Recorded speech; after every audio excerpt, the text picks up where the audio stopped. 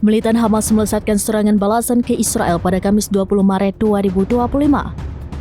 Serangan roket itu membuat sirine peringatan di Tel Aviv berbunyi kencang. Namun rupanya Tel Aviv tidak hanya dihujani roket Hamas saja, melainkan dari Houthi juga. Rudal milik Hamas dan Houthi saling bersaut-sautan menyasar kota utama Israel itu. Dikutip dari Tribun News, juru bicara Hamas, Abu Obaidah, menyatakan bahwa pihaknya memberikan penghormatan terhadap tindakan Houthi itu. Militan Yaman tersebut secara nyata memberikan dukungan pada Hamas buntut serangan mematikan yang dilancarkan Israel ke Gaza. Menurut Abu Obaidah, adanya rudal dari Yaman di saat yang sama menunjukkan bahwa Gaza tidak sendirian dalam melawan Zionis. Juru bicara Brigade Al-Qassam itu kemudian menyuruhkan perlawanan total untuk menghadapi serangan Israel.